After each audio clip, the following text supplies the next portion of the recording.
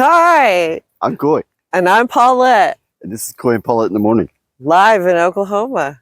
And it's bright. And it is cold. Hey, look at what's behind us. Ta-da! Well, today we're going to go and drive around and revisit some old stories.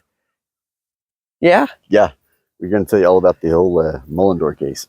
Right. And maybe go see if we can't check out Crybaby Bridge and take a drive past Labadee while we're at it.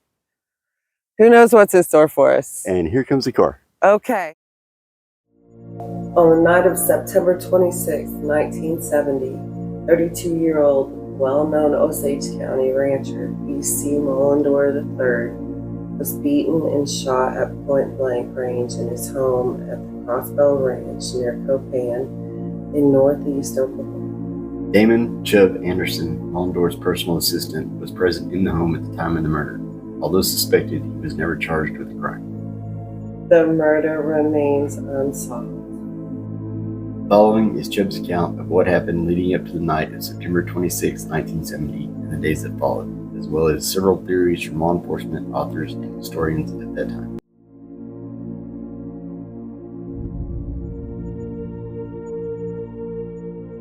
He said he was upstairs drawing bathwater, and then he said he heard gunshots downstairs. Then Chubb says, I go downstairs, and he was looking over EC, and that's when he says he got shot in the shoulder. And then when he turned, he says he saw two intruders run out the glass doors, and he shot at them, and of course, didn't hit anybody.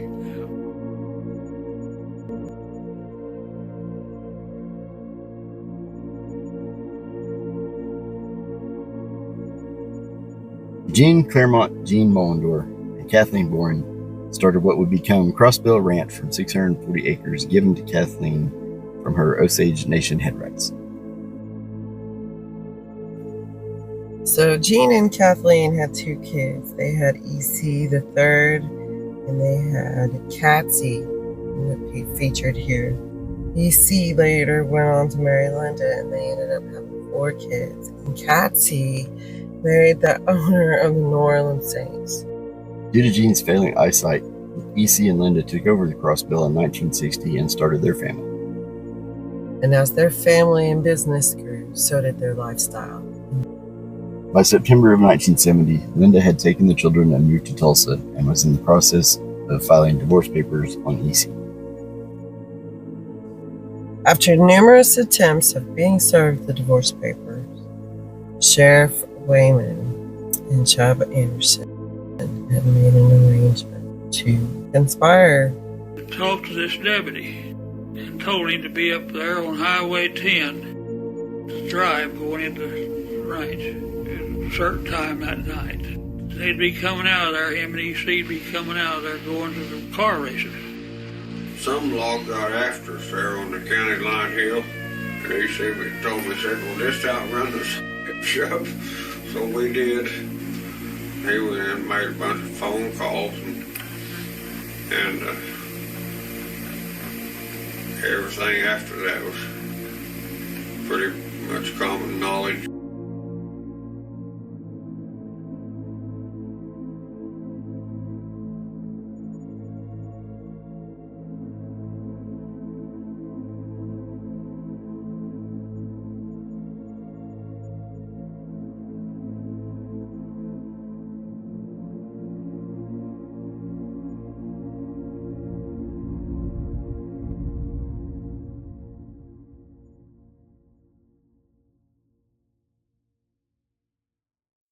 Okay, so that was the known story through the investigation and stuff that happened. That's what's known about the case, facts of the case. However, what makes this story so interesting, as Paulette and I found out going through the research and stuff, there's a ton of circumstantial evidence tied to the case that either might have been overlooked, they just didn't feel was pertinent, but Right. but the research that we've done, it's how do you leave this stuff out of the investigation? You know what I mean? So we wanted to go through some of that and just kind of cover the what makes this case so interesting. Starting with the investigation. So,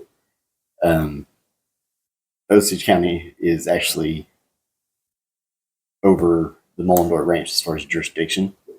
The night of the murder, Chubb called a friend of his, I say a friend, someone on the Dewey Police Department who got a hold of Washington County, Osage Sheriff, and Washington County was the one that responded to originally. So by the time that Sheriff Wayman found out about it, he went and picked up the DA for Osage County, and they were headed over to Mullendore and actually met the ambulance coming out of Crossbell with the body of EC before they ever made it to the crime scene. So from the very get-go, Who called? so that's where there's some confusion. I'm not sure if it was actually Chubb Anderson himself that called, or because according to Chubb, after the two guys ran off, he went to the nearest neighbor's ranch, which is about 6 or 7 miles away, and made the phone call. Now, I'm not sure if he actually made it or if the rancher was the one that actually, the person doing the house is actually the one who called, but they called from there because the phone service was cut off at the Mullendore Ranch. Right. I remember us talking about this, and they had went driving around prior to being chased or after being chased, Right. And made some phone calls. But who did they call? Who did he call Exactly. before? And then who called Washington County And that's the after? other thing. If I'm not mistaken, the person they stopped at where EC made all the calls is the same person that Chubb went to whenever he made the call after EC was murdered. Because it was the closest. It was EC making the phone calls. That's Originally, right. yeah. But after they, And then Chubb, or some allegedly, maybe. Right. It could have been. I'm not. Like I said, that was wasn't really clear about who actually made the phone call that he made. Yeah, I'd be curious about that. Yeah. Because, well, again, I don't know. Well, Given the fact that they were already talking at some point that he would. Yeah, and here's the thing. So, and you might think, okay, well, it doesn't really matter who does the investigation. You know what I mean? As long as somebody does the investigation. True. However, even just this little bit of a mix-up, they were saying that by the amount of blood that was on the couch and the fact, and when Washington County, when the ambulance got there, EC was unresponsive and he was pretty much dead on the scene. However, Well, he was shot between the eyes. Yes. Like right in the. Yeah. However, there are also reports of supposedly a nurse overheard Chubb, who was at the hospital at the same time as EC, because Chubb had been shot in the arm as well. Supposedly a nurse overheard Chubb tell EC, "Don't tell him what I did to you." So, if he was dead at the scene, why would Chubb even be trying to even talk to him? They never interviewed the widow after the murder. And when the sheriff made the statement that he didn't feel that she had any more information than what he'd already gotten from everyone else. Even though there was that really large Yes. life insurance. Yeah, $15 million life insurance policy, which Did they find the note for it in his pocket? something like Yeah. it was the largest insurance policy ever written in America up to that point. They had to write it on 3 different $5 million policies because they couldn't get the math right to do one $15 million policy. And That's nuts. yeah, but that was never really looked into. There's a mafia connection that the sheriff knew about. However, he kind of just didn't think it really amounted to much. It was kind of strange. It was almost, and we'll get into this a little bit more later at the end, but it was almost like the sheriff had his mind made up that Chubb had done it, and he wasn't considering any other possibilities. Yeah, I find that real curious. Like, why would he do that? It's really intriguing. Like, why he wouldn't, see that it's not a closed case. Right. And I feel there's something we need to mention here. Sheriff Wayman and his Osage County Sheriff's Office at that time was highly decorated for their investigations and resolvement of those investigations. So much so that Jimmy Carter gave him an award personally. Yeah, he flew him out there and gave him an award. Now, how many small town sheriffs do you hear that get that? I'm sure that the percentage is very, very, very low. Right. Now, granted, Osage County is the biggest county in Oklahoma, but it's the biggest county in Oklahoma. For the national recognition like that. Mm-hmm. We started talking about the mafia connection of it, and so you get a little curious because like EC's wife went on to marry her attorney, and I was like, "Boy, who are his clientele? Were they are the mafia? Like, did Chubb take it to his grave, or are there enough clues there to solve this unsolved?" There you go.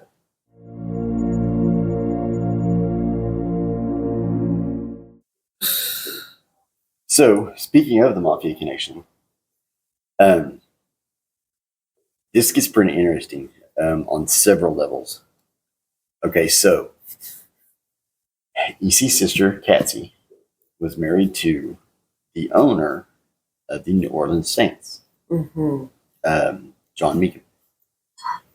Supposedly, at the time, and this is according to Sheriff Wayman in an interview, according to him, at that time, Meekum was also having money troubles.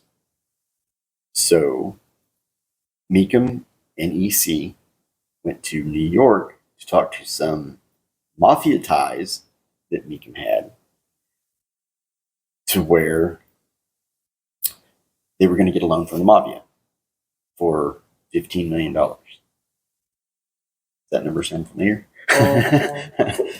The mafia was going to take a percentage off the top. According to Sheriff Wayman, EC did not like that and told them, "Never mind, I don't want your money," got up and walked out. I saw something similar to this in a movie one time, and the guy woke up next to his prize racehorse's head, next to him in bed. And, you know what I mean? So we're supposed to believe that the mafia was just like, "Okay, you're right," and left it at that. Yeah. There was also indications the neighbors were mad at EC at the time because of all the thugs and mafia type that he had hanging out at the ranch. There was... Right. And then we even read about the fact that one of the insurance adjusters for the insurance company that had taken on that was slain, was murdered.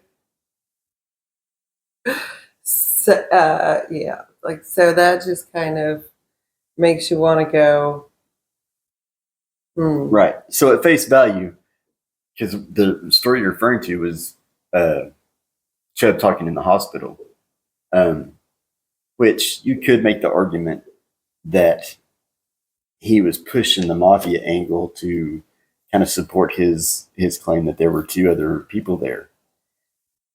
But when you add in all this other stuff, there's a good chance that there was some kind of mafia tie, and it wasn't just Chubb talking,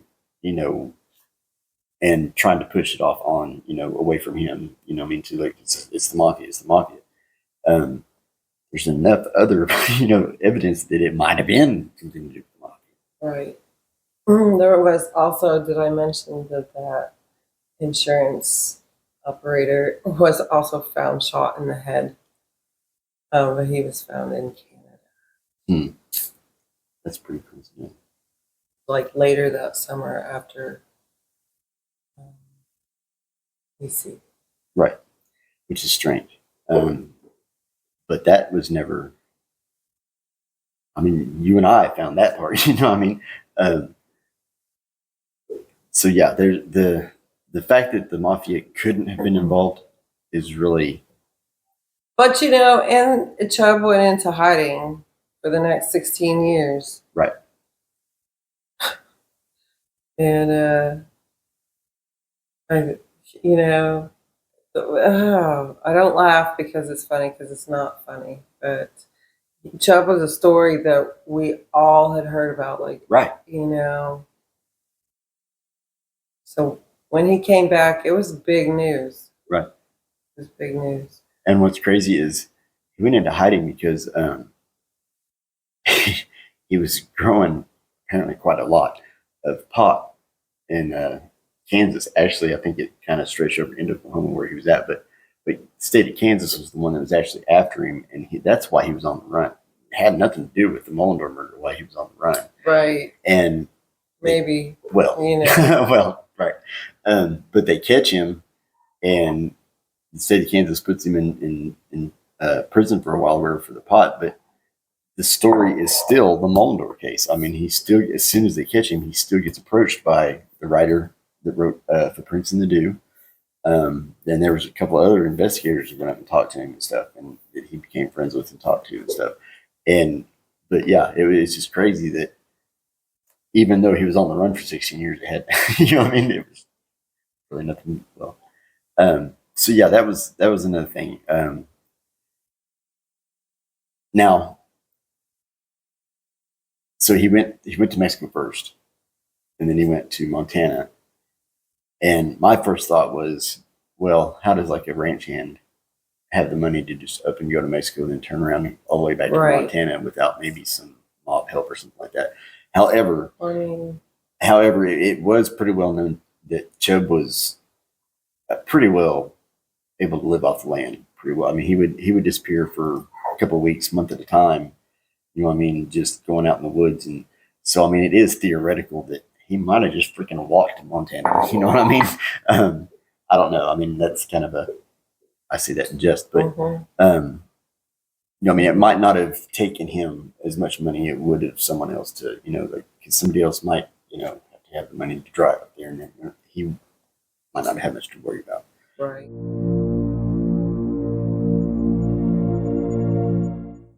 Which also brings us to, there at one point, there were some accusations of a love affair with Chubb and Linda.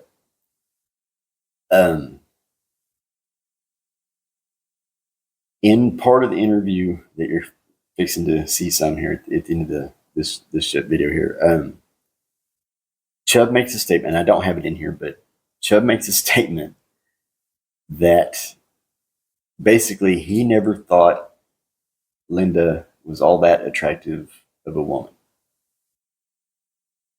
And I'm here to tell you, Linda was a very attractive woman for today's age, even, what I mean? So she was very, very nice looking lady. For him to say that is just kind of an odd statement. And granted, to each their own, not everybody finds everybody, the same people attractive, but for him to make that statement, and in the interview, he says, "I never went to bed with that woman." That's how he addressed it. He never. It's an odd way to say that. Yeah, and the funny thing is he's the one that actually brought it up. He said that, and at one point there was a lot of people saying that her and I were blah blah blah blah. The interview and the sheriff never brought up any kind of a love affair or anything about Linda. It was Chubb that brought her up. And then turned around and said that, yeah, he never laid with that woman, ever went to bed with that woman. That's true. True. However, there was also a part where Chubb was, I believe it was Washington County, had went in and was talking with them, I guess making a statement, maybe saw the hat that he wore hanging, like just inside the evidence room. And this also was in that interview. Apparently, whenever there wasn't anybody else in the room, went over to the hat and pulled phone number out of a little piece of paper out of the hat band, put the hat back, and kept the piece of paper, and ended up being, Chubb said later, it was Linda's phone number. So, okay. Now, all that to say, and then also there is the Why fact, did he say that? right? Why would he say it? I don't know. I don't know. And here's the I'm just going to say this matter of factly. I don't want to. I'm not going to accuse of anybody of anything. I'm just going to say it out there because it's matter of fact. Linda and her divorce attorney ended up marrying shortly after EC's death. Again, I'm not accusing anybody of anything. I'm just saying the timing is a little strange, and the fact that it was her divorce attorney, she ended up spending her happily ever after with, what I mean? It does bring up some questions. Yeah, like, who is the attorney's clientele? Did anyone from that firm wind up with a hole in their head in Canada? Right. No, but I was watching Tulsa Kings. No promo intended unless you want to sponsor us. But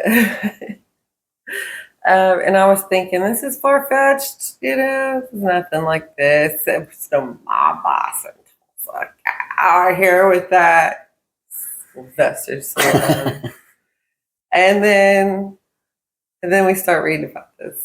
And yeah, so the more I read about the Dixie Mafia, read up on the Dixie Mafia, Tulsa. Yeah. That's a trip.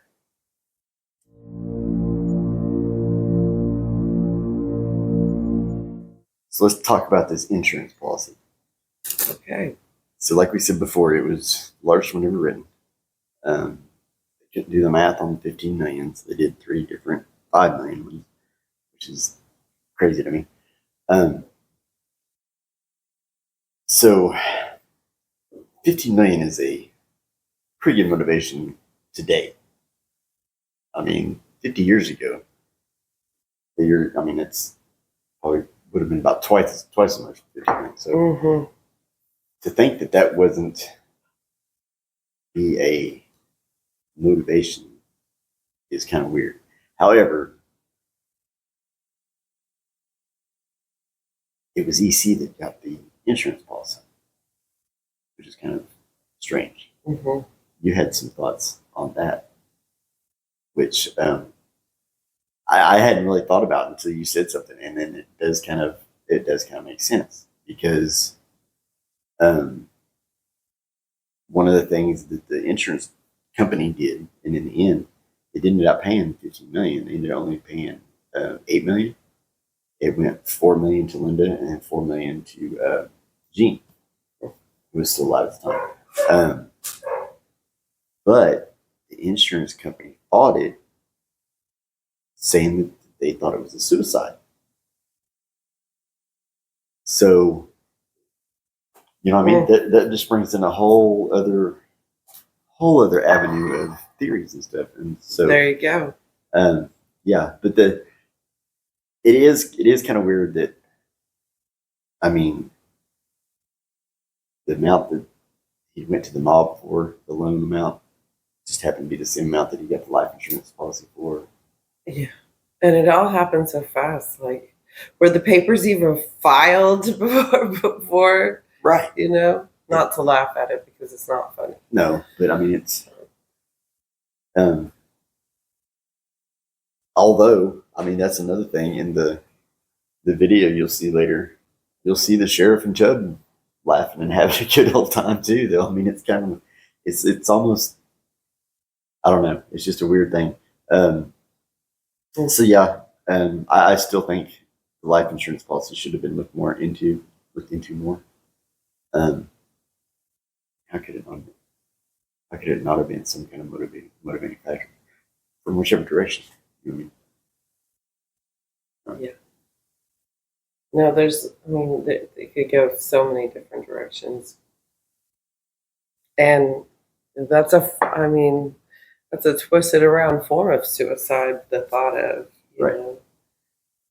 taking the life insurance. So, A lot of money. yeah. Pay off a lot of debt. And honestly, $8 million is still a lot of money. Yeah.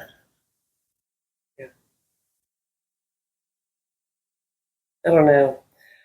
We got to do something in our next segment that is not so sad, because it's really it's just the whole thing about it. Like all of this over money. Yeah. And honestly, I presume, right. if it was just an act in the moment, or, take the money out of it. Was it an act of passion? Right. And rage?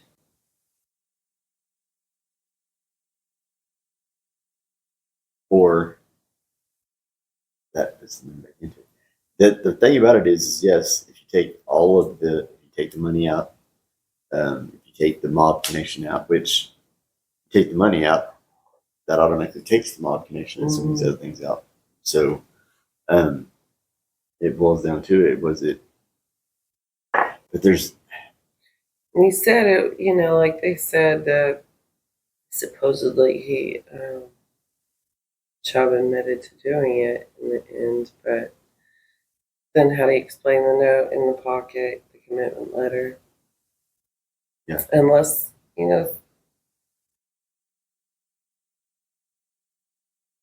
Talk a little bit more about that, because you were reading about that. The commitment letter, yeah. Well, he had a commitment letter from the money man. That's what I was, that's where I'm like, was this some just dirty professionals, or, crooks playing professionals? Right. How many other people out there unrelated to the Mullendore case got large, life insurance policies, Right. and got off, or wound up dead somewhere? Right. And I'm not even going to bring that one up. That one made my brain hurt. I was going to say, what if somehow the mob that he had talked to and told them no before was somehow behind the backing of the insurance policy? That's what I'm saying. Who were they working with? Yeah. I want to know all these things. Right. Yep. That's pretty. All right. We better stop there before we have people knocking on our door. Right. We're going to be.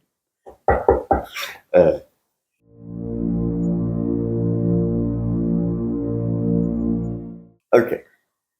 So, in conclusion, as of today, the Cross Bell is a working ranch still. They're prospering. Here's your silver lining. Your happy ending, I guess. They're a working ranch now. They're award-winning quarter horse breeders. They have like a corporate retreat up there. Right. Yeah.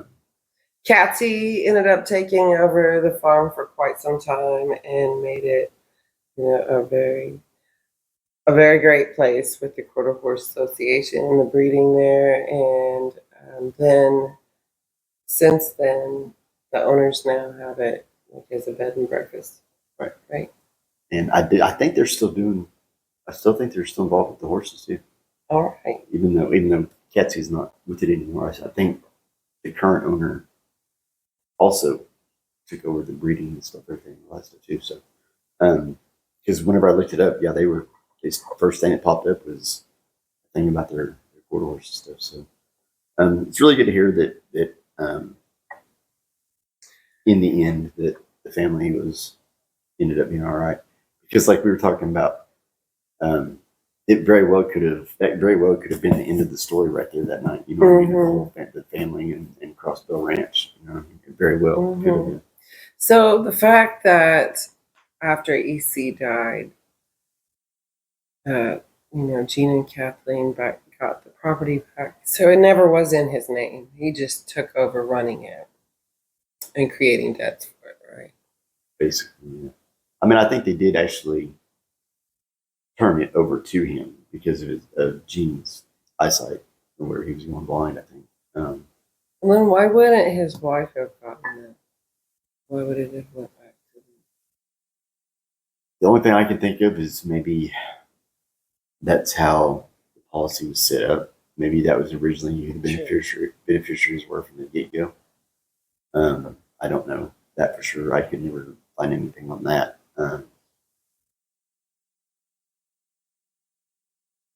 So what are you thinking? What was Gene's relationship to the money man? Why did he call him to the hospital that night? That's a good point. And how old was the sheriff? Was the sheriff back then? Yeah, I'm not sure how old he was. I mean, I know Gene was going blind, but before he was ever blind, right. He was a businessman himself. Right. And that brings us back to the hospital thing. If EC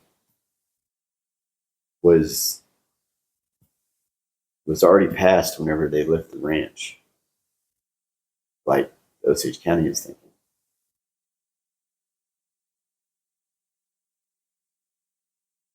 I don't know that Gene and Kathleen would have been at the hospital.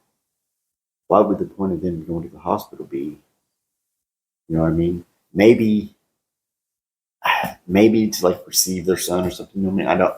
But to me, it would be like their first contact would be with the funeral home.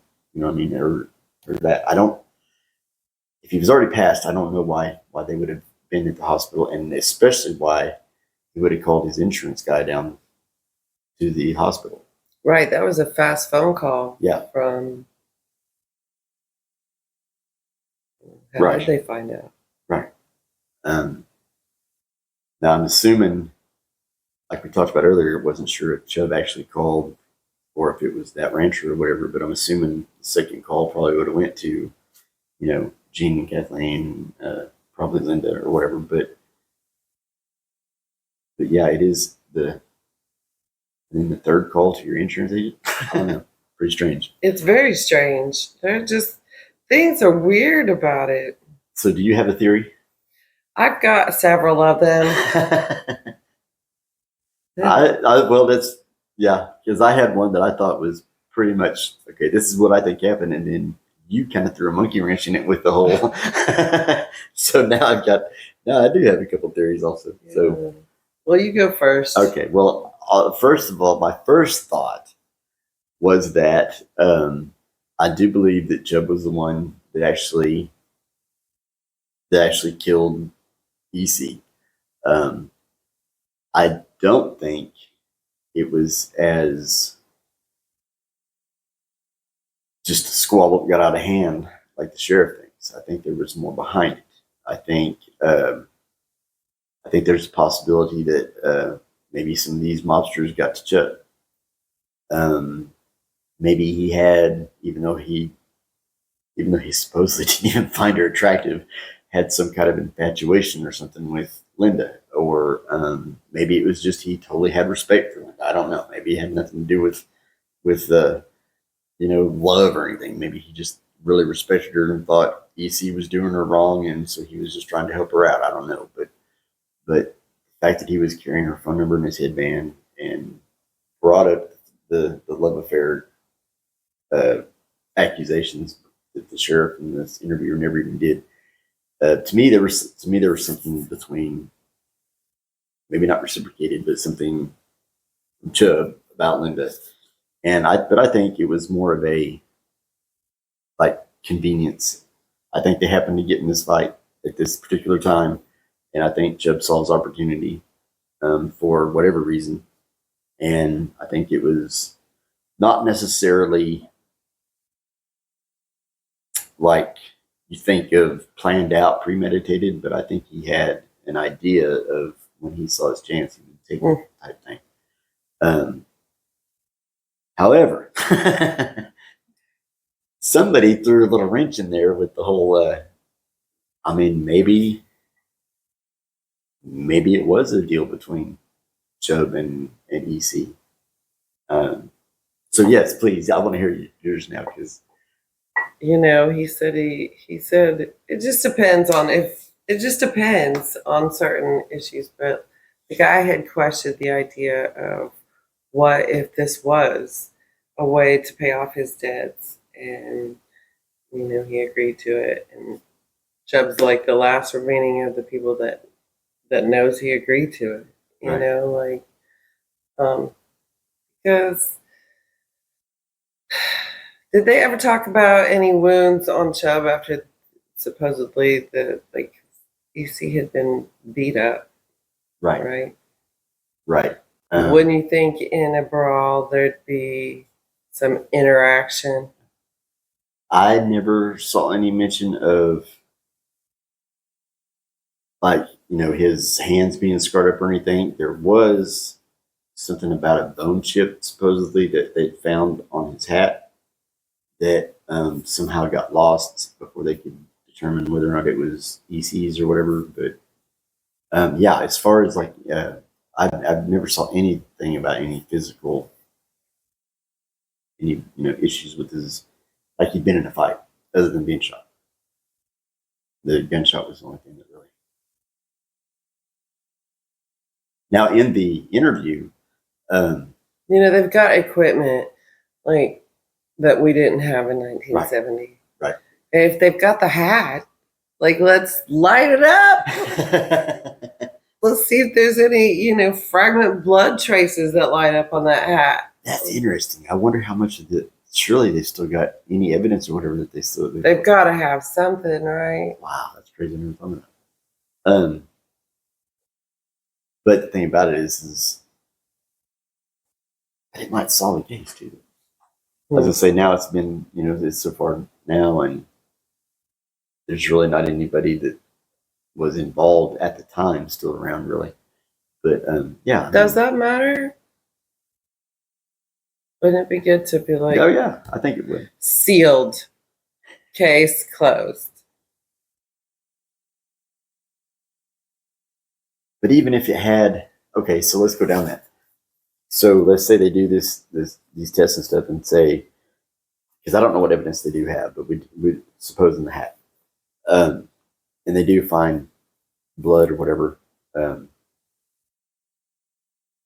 and let's say they do somehow match it to EC, that still doesn't necessarily, it puts Chubb there, but we already know Chubb was there. You know what I mean? If he was trying to, he always said he stood over him and never really said anything about him trying to, revive him or, anything like that. But assuming he did, he would have his blood on him and stuff. Right. However, depending on what they would find the blood on and the way that it's been applied. True. True. Yeah, I guess if you've got instead of just a hand, that would make sense too. Good point. And that's another thing. So how long was it between the time that Chubb left to go get in EC's Cadillac and everything and get to the ranch to call? I wonder how much time had gone by between then, because I've never read anything about him coming to the hospital other than his shoulder wound, other than, kind of like covered in blood or anything, it was, the only thing was he showed up at the hospital with for his shoulder where he'd been shot. And he showed up at the same time, about the same time as the ambulance. So that's also kind of strange.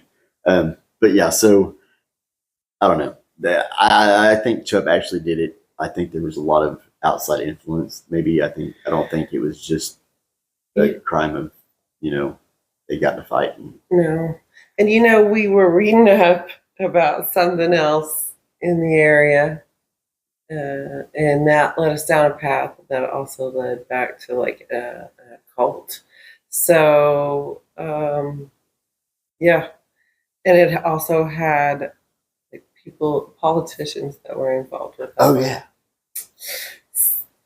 And we're not very far from home, with this one. So, right. I bet we find another piece of a puzzle that's going to link all three of them together in some weird way. Wow. It's just strange. Just looking for the door to open. Yeah. So, yeah, I don't know. I don't know if we've solved anything or made it worse, but it's been interesting for sure. I found out a lot of stuff that I never knew.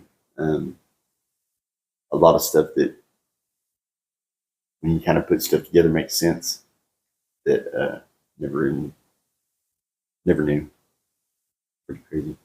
Crazy still, crazy story all the way around. It is a crazy story all the way around. And in the end, that man lost his life. Mm-hmm. That's very sad. Yeah. For those people that, knew these people that we talk about, in any story, like the Mullendore case that are out there, these are people none of us know. Right. Never will. But just kind of makes you want to, that just like, if I only knew, if I could only just place myself in the moment, like it could help. And so really even makes you think about detectives that go into that field with wanting to help solve something, even though it doesn't. Hopefully, it solves it before it's too late. But well, okay, let's one last thing, just to throw it back to the sheriff. Think about this. So he had won all these awards and all this stuff, and this is pretty much the only case, supposedly, like the one that he couldn't solve. You know what I mean?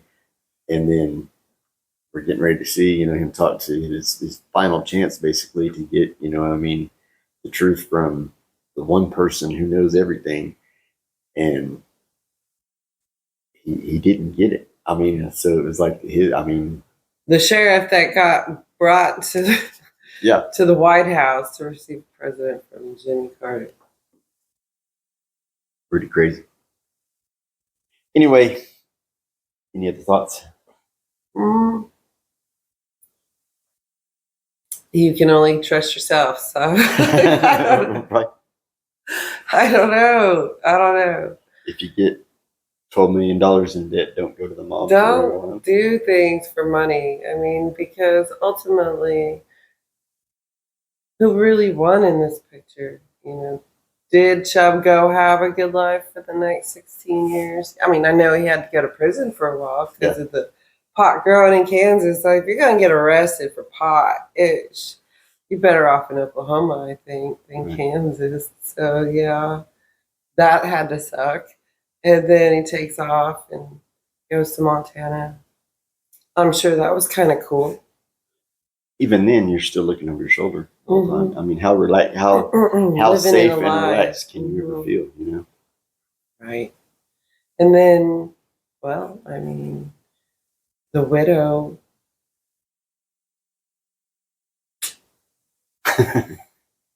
What did she? Did she grieve? Sure, she grieved. That was the man she was about to divorce. Right. Damn it. I might have a little personal issues with that, so The lawyer. projecting a little. Yeah, I wonder if he charged her. That's a good question. That's a good question. Anyway, thanks for watching. I hope you all enjoyed it. I enjoyed putting all this stuff together and doing all this research. It was pretty interesting. I think that's the most morbid part to me. And I don't think anyone's really ever touched on it. On the attorney and the widow. Yeah. But this isn't about them. It's a different story.